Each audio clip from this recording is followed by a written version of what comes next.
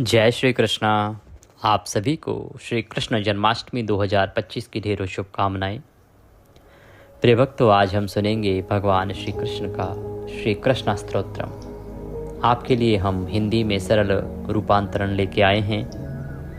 बड़ा ही कल्याणकारी यह स्तोत्र है। शास्त्र कहते हैं कि मनुष्य यदि भगवान श्री कृष्ण का जप ना कर सके, भगवान फूल पत्र आदि से भगवान का अभिषेक ना कर सके, नैवेद्य अर्पित ना कर सके, पंचामृत से अभिषेक ना करा सके, तो केवल इस स्तोत्र का एक बार पाठ और श्रवण कर लें। इसका श्रवण करने मात्र से ही भगवान श्री कृष्ण की पूजा करने का फल प्राप्त हो जाता है। इसीलिए आज श्री कृष्ण जन्माष्टमी पर आपको यह स्तोत्र अवश्य सुनना चाहिए। इसका अनंत फल कहा गया है। हम आपके लिए इस वीडियो में भगवान श्री कृष्ण का यह स्तोत्र सुनाएंगे, साथ ही भगवान श्री कृष्ण की जन्माष्टमी कथा भी सुनाएंगे, जिसे आज अवश्य सुनना चाहिए, व्रती को भी और जो व्रत नहीं करता है उसे भी। आइए प्रिय भक्तों, सर्वप्रथम भगवान का यह स्तोत्र आरंभ करते हैं, तदुपरांत हम जन्माष्टमी व्रत कथा सुनाएंगे। आपसे निवेदन है कि भगवान के चरणों में मन को लगाएं। पाठ आरंभ करें उससे पहले कृपया वीडियो को एक बार लाइक अवश्य कर दीजिएगा। भगवान के स्तोत्र का यह वीडियो है तो आपको लाइक अवश्य करना चाहिए। भगवान वासुदेव की कृपा प्राप्त करने के लिए, अपने व्रत की सफलता के लिए कमेंट बॉक्स में अवश्य लिखिएगा जय श्री कृष्णा या ओम नमो भगवते वासुदेवाय। भाद्रपद मास चल रहा है, जन्माष्टमी का दिन है। आज इन मंत्रों को जितना लिखेंगे उतना कल्याण होगा। आप देख रहे हैं देवभूमि ज्योतिष संस्थान का प्रतिष्ठित यूट्यूब चैनल देवभूमि धार्मिक। हम यहाँ पर सभी व्रत और त्योहारों की सही शास्त्रीय जानकारी प्रदान करते हैं। ज्योतिष शास्त्र और पंचांग के आधार पर आपको बताते हैं कि कौन सी तिथि कब है, व्रत आदि कब करना है, क्या विधि है, क्या नियम है और क्या गलतियां नहीं करनी है।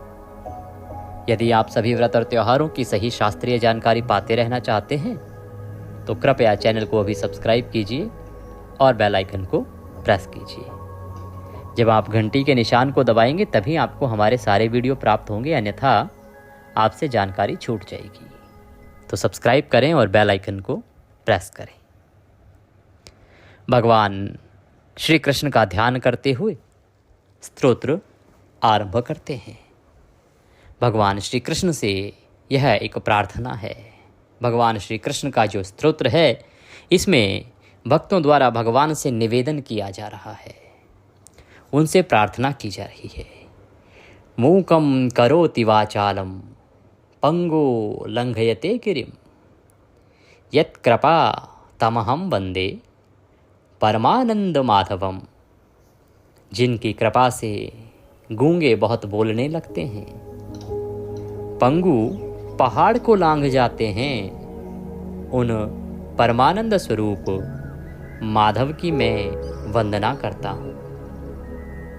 पूर्ण ब्रह्म भगवान श्री कृष्ण की कृपा प्राप्त करने के लिए कोई उपाय है तो वह है केवल भगवान का स्मरण, भगवान का कीर्तन। भगवान स्वयं नारद जी से कहते हैं, भगवान कहते हैं कि नाहं वसामि वैकुंठे योगिनाम हृदयेन च। भगवान कहते हैं कि भगवान तो केवल वहीं विराजते हैं जहां उनके भक्त उनका गुणगान करते हैं। कलौ केशव कीर्तनात्। कली काल में भगवान केशव का कीर्तन ही भव सागर से पार होने का एकमात्र साधन है। भगवान श्री कृष्ण स्तोत्र भगवान श्री शंकराचार्य द्वारा रचित बहुत सुंदर स्तुति है।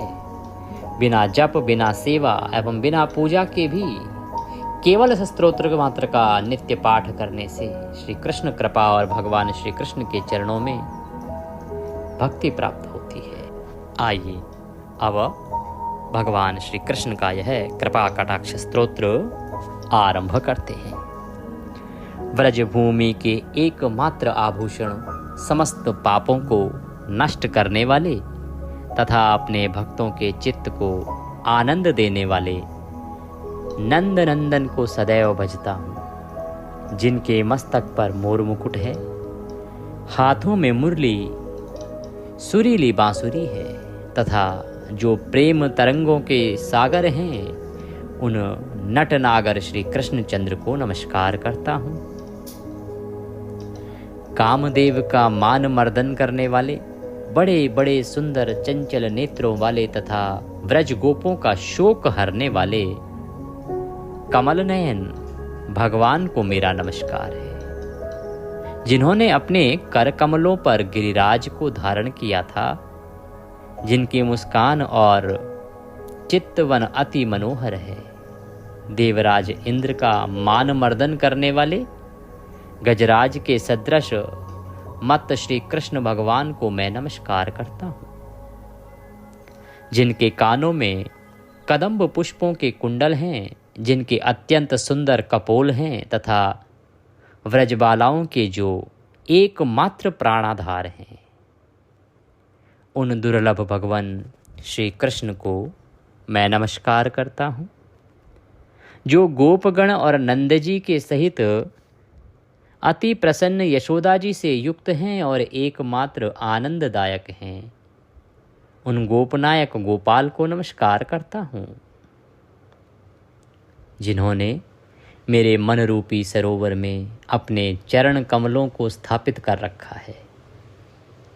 उन अति सुंदर अलकों वाले नंद कुमार को नमस्कार करता हूँ तथा समस्त दोषों को दूर करने वाले, समस्त लोकों का पालन करने वाले और समस्त व्रज गोपों के हृदय तथा नंद जी की वात्सल्य लालसा के आधार श्री कृष्णचंद्र को नमस्कार करता हूँ। भूमि का भार उतारने वाले, भवसागर से तारने वाले कर्णधार श्री यशोदा किशोर चित्त चोर को मेरा नमस्कार है।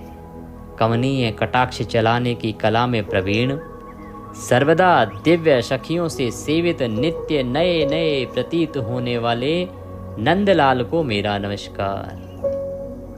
गुणों की खान, गुणाकारम सुखाकारम कृपाकारम कृपापरम, गुणों की खान और आनंद के निधान, कृपा करने वाले तथा कृपा पर कृपा करने के लिए तत्पर, देवताओं के शत्रु दैत्यों का नाश करने वाले गोपनंदन को मेरा नमस्कार।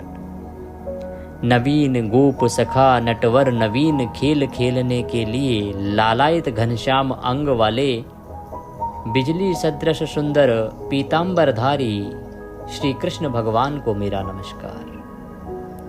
समस्त गोपों को आनंदित करने वाले, हृदय कमल को प्रफुल्लित करने वाले, निकुंज के बीच में विराजमान, प्रसन्न मन सूर्य के समान प्रकाशमान श्री कृष्ण भगवान को मेरा नमस्कार है। संपूर्ण अभिलषित कामनाओं को पूर्ण करने वाले, बाणों के समान चोट करने वाली, चितवन वाले, मधुर मुरली में गीत गाने वाले निकुंज नायक को मेरा नमस्कार। चतुर गोपिकाओं की मनोज्ञ तल्प पर शयन करने वाले, कुंजवन में बढ़ी हुई विरह अग्नि को पान करने वाले, किशोरावस्था की कांति से सुशोभित अंग वाले, अंजन लगे सुंदर नेत्रों वाले, गजेंद्र को ग्राह से युक्त करने वाले, श्री जी के साथ विहार करने वाले श्री कृष्णचंद्र को मेरा नमस्कार।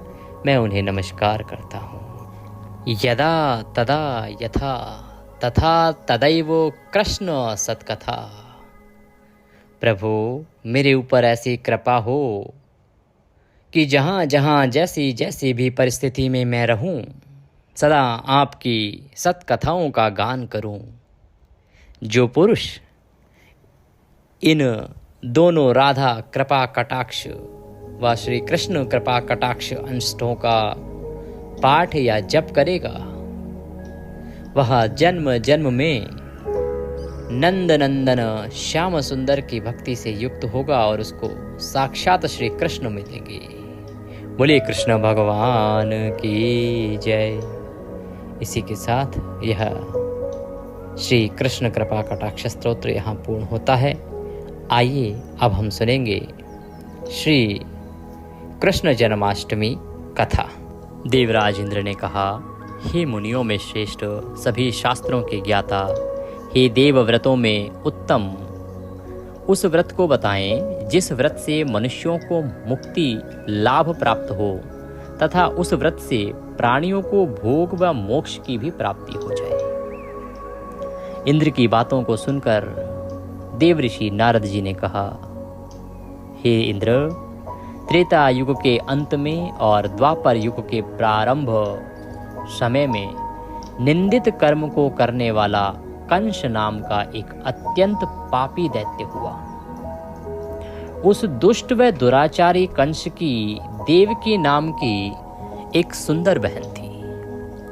देवकी के गर्भ से उत्पन्न 8वां पुत्र कंस का वध करेगा।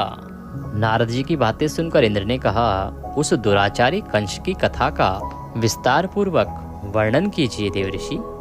क्या यह संभव है कि देवकी के गर्भ से उत्पन्न 8वां पुत्र अपने मामा कंस की हत्या करेगा? इंद्र की संदेह भरी बातों को सुनकर नारद जी ने कहा, हे अदिति पुत्र इंद्र, एक समय की बात है। उस दुष्ट कंस ने एक ज्योतिषी से पूछा, मेरी मृत्यु किस प्रकार और किसके द्वारा होगी? ज्योतिषी बोले, हे दानवों में श्रेष्ठ कंस, वसुदेव की पत्नी देवकी की जो वाक्पटु है और आपकी बहन भी है, उसी के गर्भ से उत्पन्न उसका 8वां पुत्र, जो कि शत्रुओं को भी पराजित कर इस संसार में कृष्ण नाम से विख्यात होगा, वही एक समय सूर्योदय काल में आपका वध करेगा। ज्योतिषी की बातों को सुनकर कंस ने कहा, हे दैवज, अब आप यह बताएं कि देवकी का 8वां पुत्र किस नाम से किस दिन मेरा वध करेगा? ज्योतिषी बोले, हे महाराज, माघ मास की शुक्ल पक्ष की तिथि को 16 कलाओं से पूर्ण श्री कृष्ण से आपका युद्ध होगा। उसी युद्ध में वे आपका वध करेंगे। इसलिए हे महाराज, आप अपनी रक्षा यत्न पूर्वक करें। इतना बताने के पश्चात नारद जी ने इंद्र से कहा, ज्योतिषी द्वारा बताए गए समय पर ही कंस की मृत्यु कृष्ण के हाथ निसंदेह होगी। तब इंद्र ने कहा, हे महामुनि, उस दुराचारी कंस की कथा का वर्णन कीजिए और बताइए कि कृष्ण का जन्म कैसे होगा तथा कंस की मृत्यु कृष्ण द्वारा किस प्रकार होगी।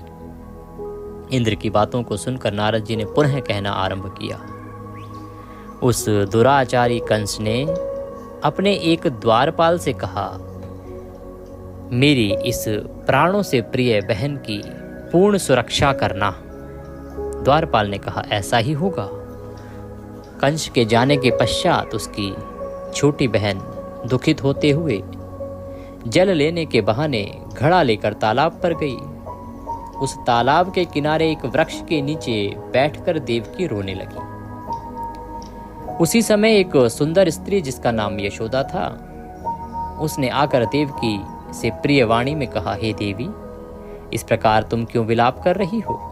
अपने रोने का कारण मुझसे कहो। तब दुखी देवकी ने यशोदा से कहा, हे बहन, नीच कर्मों में आसक्त दुराचारी मेरा श्रेष्ठ भ्राता कंस है। उस दुष्ट भ्राता ने मेरे कई पुत्रों का वध कर दिया। इस समय मेरे गर्भ में 8वां पुत्र है, वह इसका भी वध कर डालेगा, क्योंकि मेरे ज्येष्ठ भ्राता को यह भय है कि मेरे अष्टम पुत्र से उसकी मृत्यु अवश्य होगी। देवकी की बातें सुनकर यशोदा ने कहा कि हे बहन, विलाप मत करो, मैं गर्भवती हूँ। यदि मुझे कन्या हुई तो तुम अपने पुत्र के बदले उस कन्या को ले लेना। इस प्रकार तुम्हारा पुत्र कंस के हाथों मारा नहीं जाएगा। तदंतर कंस ने अपने द्वारपाल से पूछा, देवकी कहाँ है?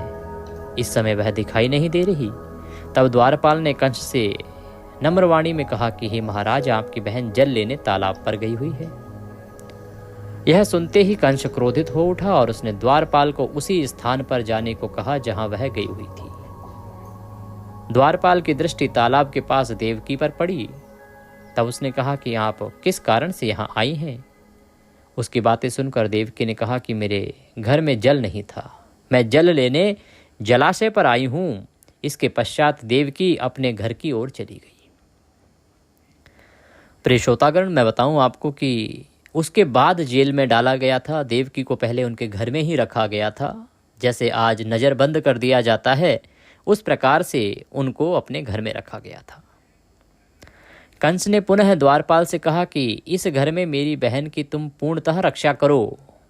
अब कंस को इतना भय लगने लगा कि घर के भीतर दरवाजों में विशाल ताले बंद करवा दिए और दरवाजे के बाहर दैत्यों और राक्षसों को पहरेदारी के लिए नियुक्त कर दिया।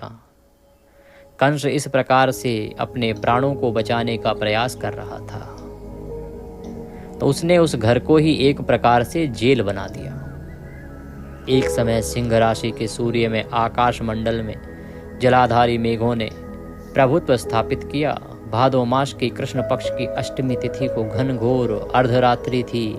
उस समय चंद्रमा भी वृष राशि में था। रोहिणी नक्षत्र बुधवार के दिन सौभाग्य योग से संयुक्त चंद्रमा के आधी रात में उदय होने पर आधी रात के उत्तर एक घड़ी जब हो जाए तो श्रुति स्मृति पुराणोक्त फल निसंदेह प्राप्त होता है। इस प्रकार बताते हुए नारद जी ने इंद्र से कहा, ऐसे विजय नामक शुभ मुहूर्त में श्री कृष्ण का जन्म हुआ और श्री कृष्ण के प्रभाव से ही उसी क्षण बंदी गृह के दरवाजे खुल गए। द्वार पर पहरा देने वाले पहरेदार राक्षस सभी मूर्छित हो गए। देवकी ने उसी क्षण अपने पति वासुदेव से कहा, हे स्वामी, आप निद्रा का त्याग करें और मेरे इस पुत्र को गोकुल में ले जाएं। वहां इस पुत्र को नंद गोप की धर्मपत्नी यशोदा को दे दें। जब वासुदेव जी कुछ विचार करने लगे तभी भगवान श्री कृष्ण ने अपना रूप दिखाया और वासुदेव से कहा कि माँ देवकी सही कह रही हैं। वहां माँ यशोदा के गर्भ में मेरी योग माया पुत्री के रूप में जन्म ले रही है, उसे आप अपने साथ यहाँ ले आना। इस प्रकार से वासुदेव जी उस नन्हे बालक को उठाते हैं और पुत्र को गोकुल में ले जाने के लिए चल देते हैं। उस समय यमुना जी पूर्ण रूप से बाढ़ग्रस्त थे, किंतु जब वासुदेव जी बालक कृष्ण को सूप में लेकर यमुना जी को पार करने के लिए उतरे, उसी क्षण बालक के चरणों का स्पर्श होते ही यमुना जी अपने पूर्व स्थिर रूप में आ गई। किसी प्रकार वासुदेव जी गोकुल पहुंचे और नंद के घर में प्रवेश कर उन्होंने अपना पुत्र तत्काल उन्हें दे दिया और उसके बदले में उनकी कन्या ले ली। वे तत्काल वहां से वापस आकर कंस के बंदी गृह में पहुंच गए। प्रातःकाल जब सभी राक्षस पहरेदार निद्रा से जागे तो कंस ने द्वारपाल से पूछा कि अब देवकी के गर्भ से क्या हुआ, इस बात का पता लगाकर मुझे बताओ। द्वारपालों ने महाराज की आज्ञा को मानते हुए कारागार में जाकर देखा तो वहां देवकी की गोद में एक कन्या थी, जिसे देखकर द्वारपालों ने कंस को सूचित किया, किंतु कंस को तो उस कन्या से भय होने लगा।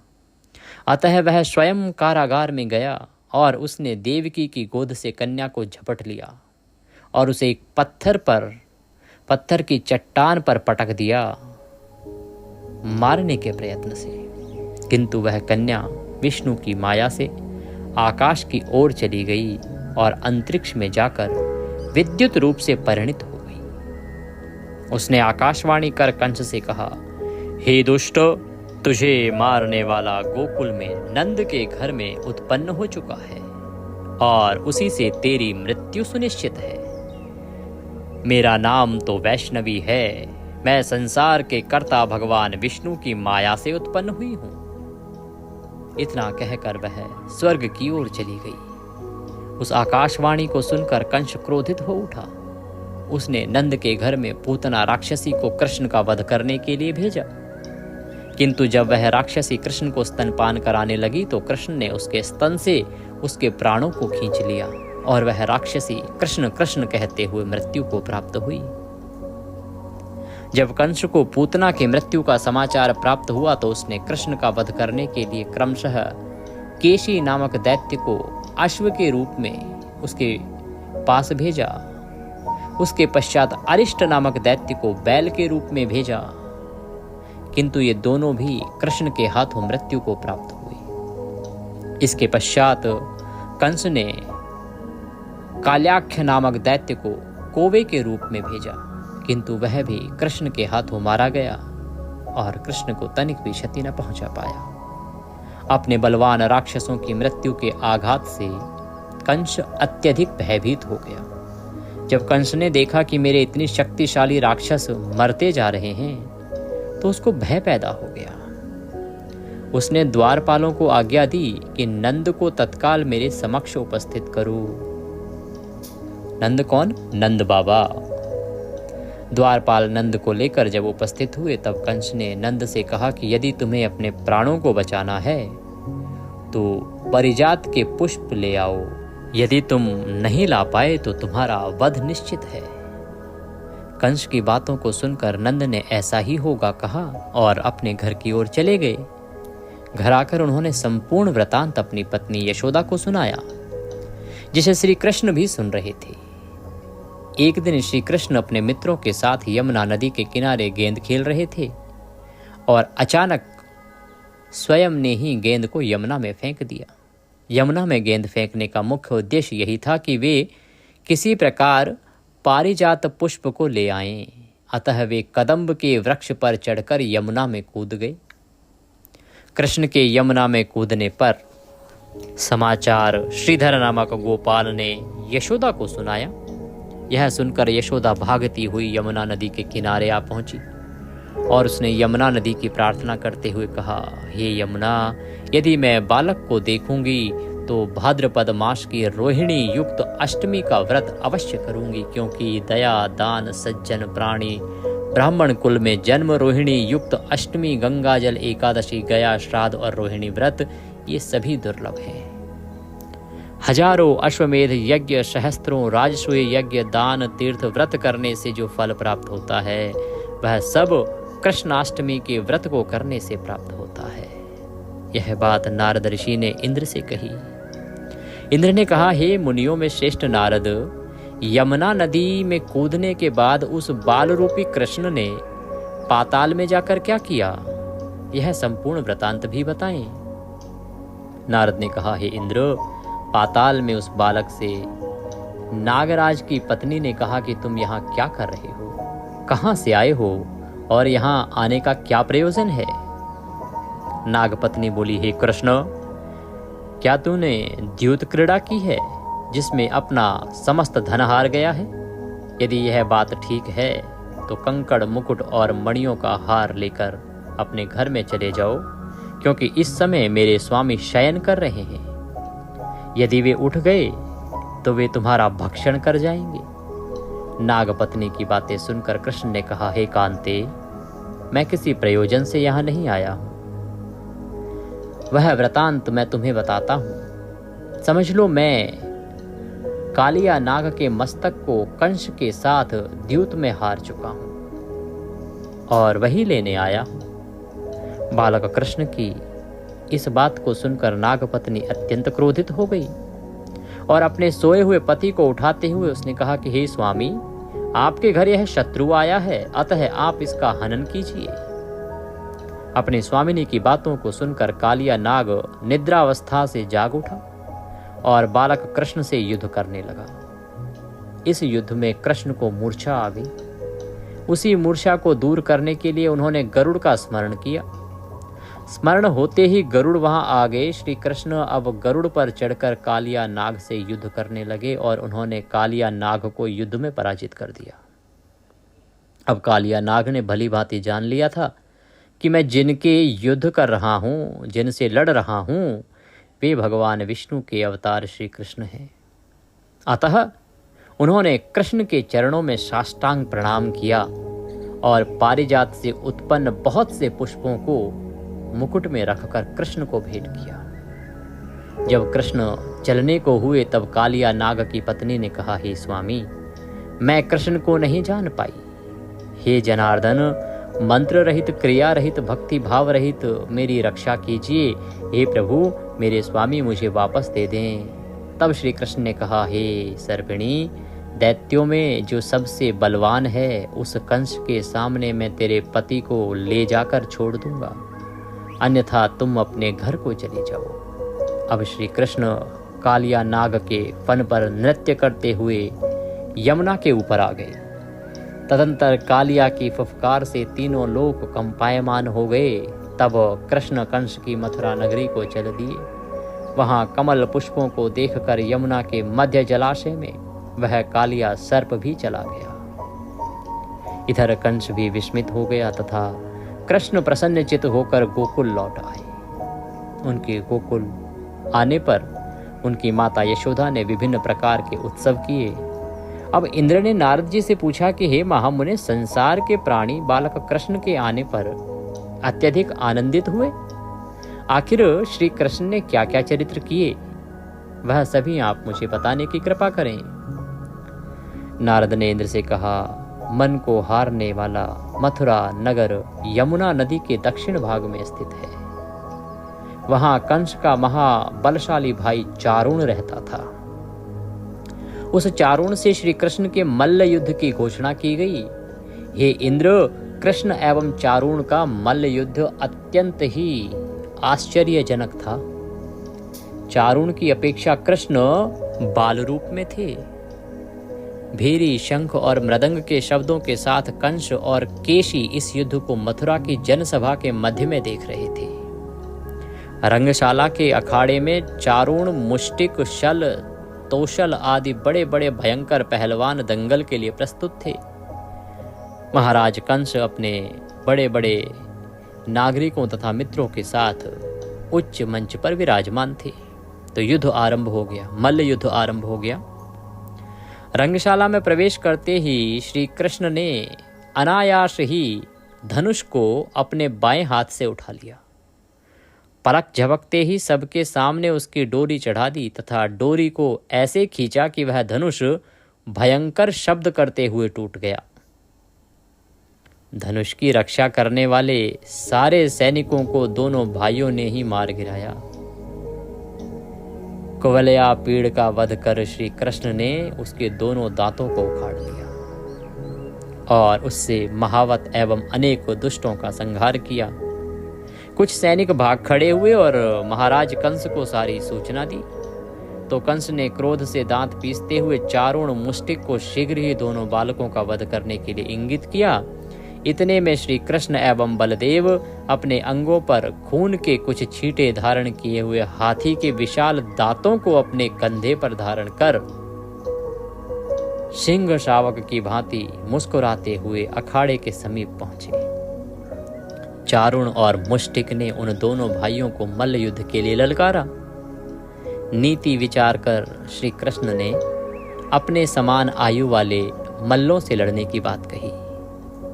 भगवान कृष्ण तो सदा ही निराले रहे हैं, तो उन्होंने अपनी नीति सोची और कहा कि भाई मैं तो बालक हूं, तो मैं इतने बड़े से कैसे लड़ सकता हूं, किसी छोटी आयु के मल्ल से मुझे लड़वा दो। किंतु चारुण ने श्री कृष्ण को और मुष्टिक ने बलराम जी को बड़े दर्प से महाराज कंस का मनोरंजन करने के लिए ललकारा। श्री कृष्ण बलराम तो ऐसा चाहते ही थे। इस प्रकार मल्ल युद्ध आरंभ हो गया। वहां पर बैठी हुई पुर स्त्रियां उस अनीतिपूर्ण मल्ल युद्ध को देखकर वहां से उठकर चलने को उद्यत हो गई। श्री कृष्ण की रूप माधुरी का दर्शन कर कहने लगी, अहो, सच पूछो तो व्रज भूमि ही परम पवित्र और धन्य है। वहां परम पुरुषोत्तम मनुष्य के वेश में छिपकर रहते हैं। देवादिदेव महादेव शंकर और लक्ष्मी जी जिनके चरण कमलों की पूजा करते हैं, वे ही प्रभु वहां रंग बिरंगे पुष्पों की माला धारण करके गौओं के पीछे पीछे सखाओं और बलराम जी के साथ बांसुरी बजाते और नाना प्रकार की क्रीड़ाएं करते हुए आनंद से विचरण करते हैं। श्री कृष्ण के इस रूप मधुरिमा का आस्वादन केवल ब्रजवासियों एवं विशेषकर गोपियों के लिए ही सुलभ है। वहाँ के मयूर, शुक, सारी गौएं, बछड़े तथा नदियाँ सभी धन्य हैं। वे स्वच्छंद रूप से श्री कृष्ण के विविध प्रकार की माधुरियों का पान करके निहाल हो जाती हैं। अभी वे ऐसी चर्चा कर ही रही थी कि श्री कृष्ण ने चारूण और बलराम जी ने मुष्टिक को पछाड़कर उनका वध कर दिया। तदंतर कूट, शल, तोशल आदि भी मारे गए। इतने में कंस ने क्रोधित होकर कृष्ण, बलदेव और नंद, वसुदेव सबको बंदी बनाने के लिए आदेश दिया। किंतु सबके देखते देखते ही बड़े वेग से उछलकर श्री कृष्ण उसके मंच पर पहुंच गए और उसकी चोटी पकड़कर नीचे गिरा दिया तथा उसकी छाती के ऊपर कूद गए, जिससे उसके प्राण पखेरु उड़ गए। इस प्रकार सहज ही कंस मारा गया। श्री कृष्ण ने रंगशाला में अनुचरों के साथ कंस का उद्धार किया। कंस के पूजित शंकर जी इस रंग को देखकर कृतकृत्य हो गए, इसलिए उनका नाम श्री रंगेश्वर हुआ। यह स्थान आज भी कृष्ण की इस रंगमयी लीला की पताका फहरा रहा है। श्रीमद् भागवत के अनुसार तथा श्री विश्वनाथ चक्रवर्ती पाद के विचार से कंस का वध शिवरात्रि के दिन हुआ था, क्योंकि कंस ने अक्रूर को एकादशी की रात अपने घर बुलाया तथा उससे मंत्रणा की थी। श्री कृष्ण ने अपने पैरों को चारूण के गले में फंसाकर उसका वध कर दिया। चारूण की मृत्यु के पश्चात उनका मल्ल युद्ध केशी के साथ हुआ। हे इंद्र, उसी क्षण श्री कृष्ण ने गरुड़, बलराम तथा सुदर्शन चक्र का ध्यान किया, जिसके फलस्वरूप बलदेव जी सुदर्शन चक्र लेकर गरुड़ पर आरूढ़ होकर आए। उन्हें आता देख बालक कृष्ण ने सुदर्शन चक्र को उनसे लेकर स्वयं गरुड़ की पीठ पर बैठकर न जाने कितने ही राक्षसों और दैत्यों का वध कर दिया, कितनों के शरीर अंग भंग कर दिए। इस युद्ध में श्री कृष्ण और बलदेव ने असंख्य दैत्यों का वध किया। बलराम जी ने अपने आयुध शस्त्र हल से और कृष्ण ने सुदर्शन चक्र से माघ मास की शुक्ल पक्ष की सप्तमी को विशाल दैत्यों के समूह का सर्वनाश किया। जब अंत में केवल दुराचारी कंस ही बच गया तो कृष्ण ने कहा, हे दुष्ट, अधर्मी दुराचारी, अब मैं इस महायुद्ध स्थल पर तुझसे युद्ध कर तथा तेरा वध कर इस संसार को तुझसे मुक्त कराऊंगा। यह कहते हुए श्री कृष्ण ने उसके केशों को पकड़ लिया और कंस को घुमाकर अंत में पृथ्वी पर पटक दिया, जिससे वह मृत्यु को प्राप्त हुआ।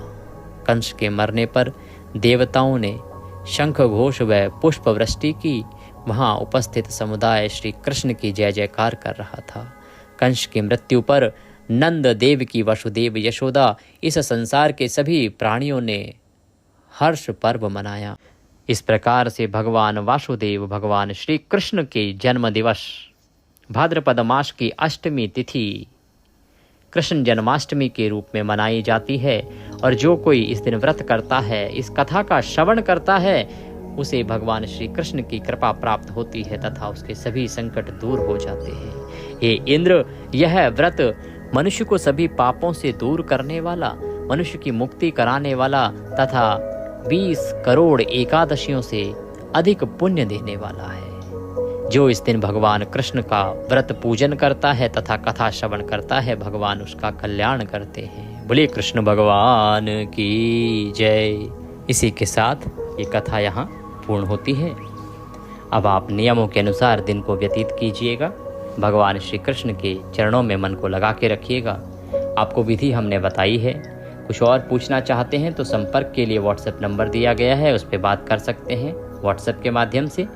और यदि दक्षिणा आदि कुछ भेजना चाहते हैं तो नंबर आपकी स्क्रीन पर आ रहा है 900 से। आप इस नंबर पर दक्षिणा आदि जो भेजना चाहें वह भेज सकते हैं। भगवान श्री कृष्ण सब पर कृपा करें। हरे कृष्ण। आप सभी को एक बार फिर से श्री कृष्ण जन्माष्टमी की ढेरों शुभकामनाएं।